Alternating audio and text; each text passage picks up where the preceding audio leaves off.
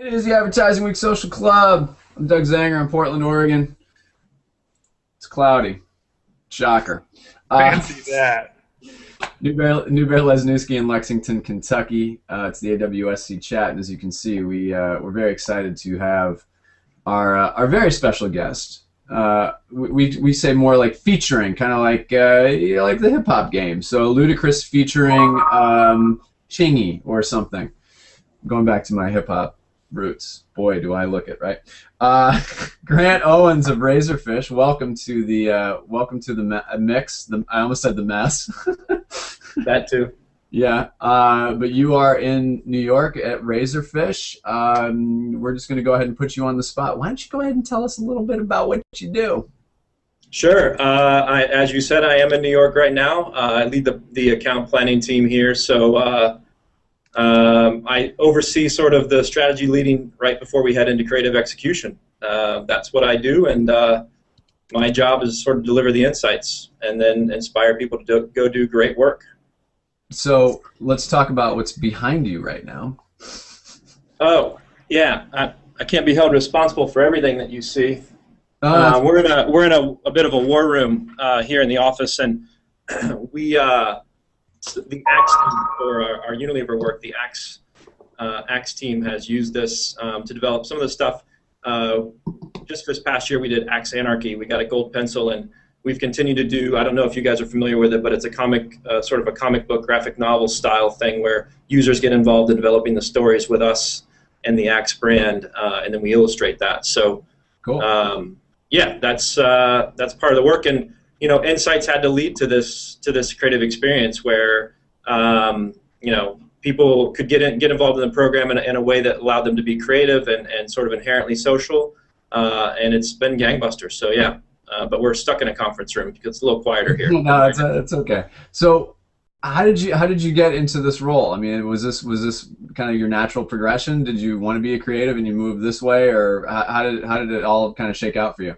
Yeah. So I grew up in. I've been in New York almost 14 years now, but I grew up in Cincinnati, and I actually got an internship with Procter and Gamble and kind of got the marketing bug.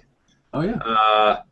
But wanted to try something new, so moved out to New York and started with a small design agency, and then kind of got rolled up and worked at Euro RSCG for a while, and then I've actually been with Razorfish now for over 8 years. So wow. I'm a long timer here.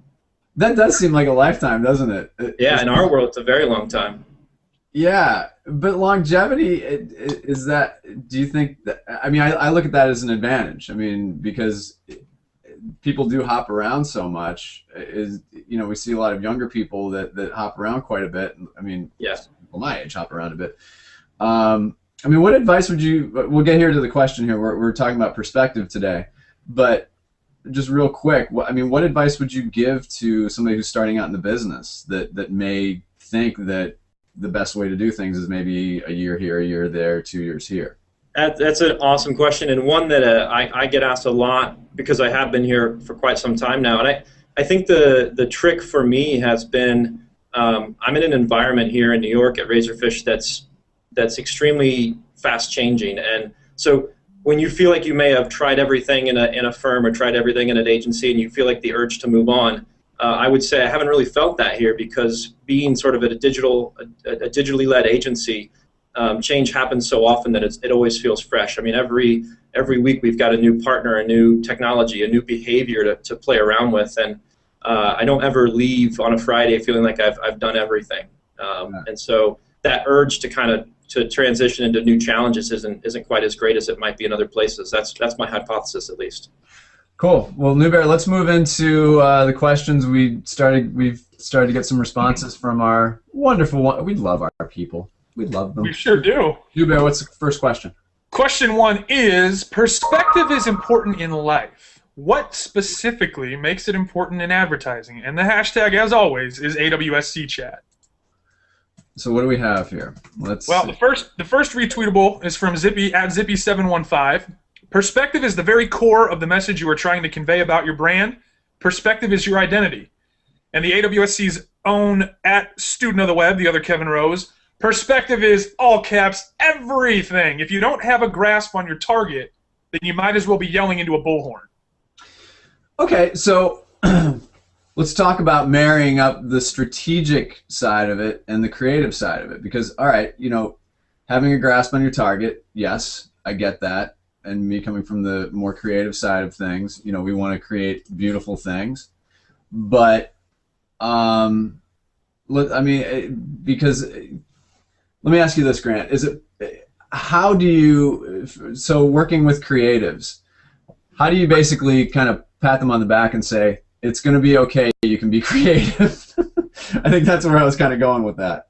Yeah, I think the thing that, as a planner by trade, I think the thing that we try and do is sort of bring inspiration, ultimately bring perspective beyond what people sort of have on their own. So the reason it's so important is if you were only creating ads for yourself, you probably wouldn't need much of it. But since you're creating ads for other folks that are out there, living different lives and different life stages, going through different challenges, going through different inspirations of their own, you need to continually capture it. And I think people know it when it's in the room, when you bring something that feels real, that feels human, that feels instinctual. That gives creatives sort of a permission to go play around with that a bit. And that's the job of a strategic planner is to bring that into the room. Okay, I think that's true. So the question, Newbear, what was the question again? Read that on the question. Perspective is important in life. What specifically makes it important in advertising? So, Grant, I mean, how would you respond to that question? Because you've gone through this progression in your career, but let's say that you are tweeting out a response. What would you say? One of the things I've noticed being here in New York is for as much diversity as the city has, you can actually get, or anywhere that you live for that matter, you risk getting in your own little bubble. Yeah. And you'll walk around the agency and you'll hear somebody say, well, what if we did this or what if we did that? There's a lot of what ifs out there, but not all of them sort of have that sticking power. And the reason it's so important in advertising to have perspective is it allows you to be the right sort of interrogator for those what ifs. I'm over the holidays, I'm going to head back to Ohio, and every time I go back there, it kind of grounds me again in the differences that people have and how important it is to understand each of those angles and where folks are coming from. So that's why it's so important, because your what if might not be somebody else's what if. You talk about 14 years, right, is the number that you've been at your company, and you just touched on, even in New York City, you can get trapped in that bubble. Yep. What are some things that you do personally to not do that? A lot, actually, and it's not easy. I was just thinking about as we were preparing for this idea of perspective, is that we sort of lose it for all the technology that we have available and sort of the sense that we have access to information. In some ways, we ultimately lose it too. If you think about Google search results right now, they are by default set to your personal settings. So when you do a search term, you're not getting exposure to all the data that might be out there in a non-personal way. So you sort of create this bubble. You surround yourself with the information that's interesting to you, as opposed to get exposure. So turn off personal search results and go to defaults. And as you probably hear cliche in the industry, is get out there and observe things. Be an observer, and that's what planners are. Planners are by nature just observers of culture, and that's how you get it. Whether it's in New York or whether it's in another city, you need to be out there sort of playing around in those subcultures and learning about how other people behave and what they think. But isn't there a myth that and this is just, again, my perspective, there seems to be this sort of myth that planning, I'm just going to say the word, can be boring. No, I mean, seriously. I mean, and the only reason I'm saying that is because I work with, we have to, I mean, clearly we have to separate what media planning, all these different planning subsets really are. Mm-hmm. But I mean, it's a very, planning by its nature, first of all, does not get the exposure that it should, in my opinion, and it will here, by the way.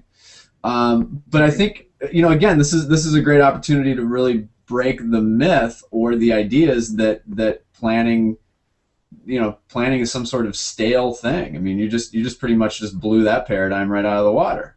It absolutely is not boring. At least the planning world that I live in, and the best planners that I've met too are those that they all have something that they really get into outside of the office.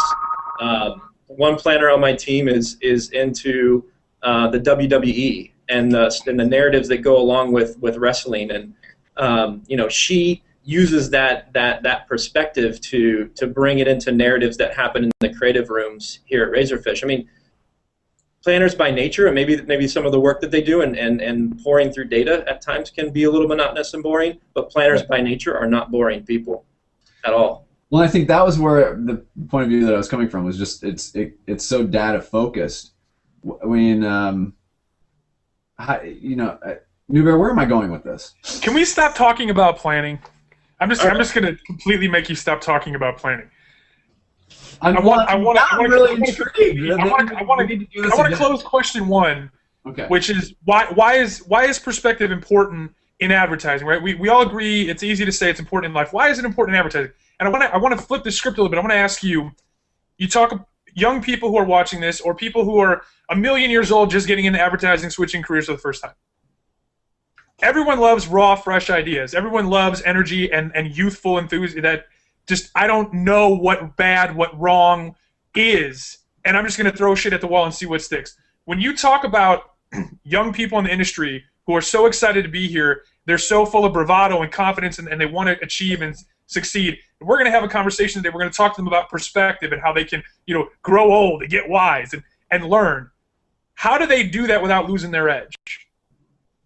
How do you gain perspective without becoming a dull razor?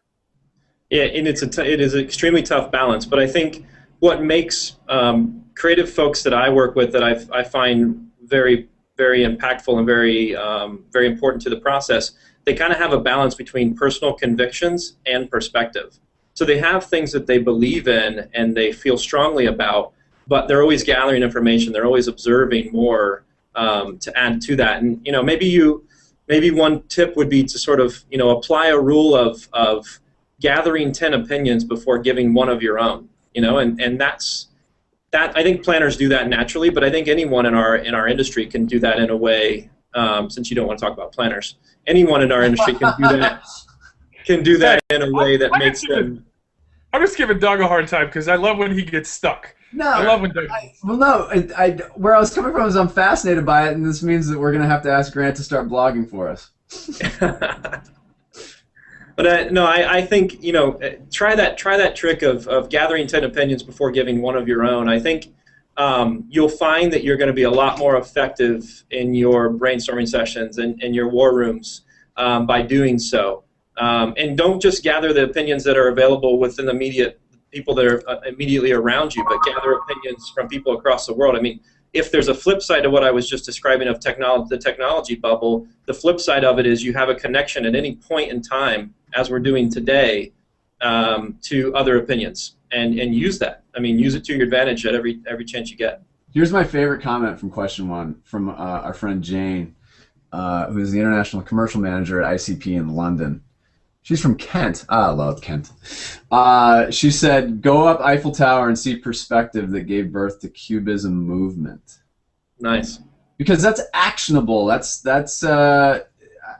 love that. I think that's a good thing, because perspective is messy. It's not a very neat thing, is it? No, and it's pervasive in any industry. That's an extreme example of sort of visual perspective and looking over an entire culture quite literally. But it happens in politics. It happens in astrophysics. It happens and clearly it happens in marketing. And if you don't have your finger on the pulse of it, or sort of cultural change, then you have those cases where you put something out that could have been a brilliant idea, but maybe it was either 2 months early or 2 months late. Yeah, it's true. Timing's never anybody's friend. No. Let's see. As you look at the clock, you'll see that it's time for question 2.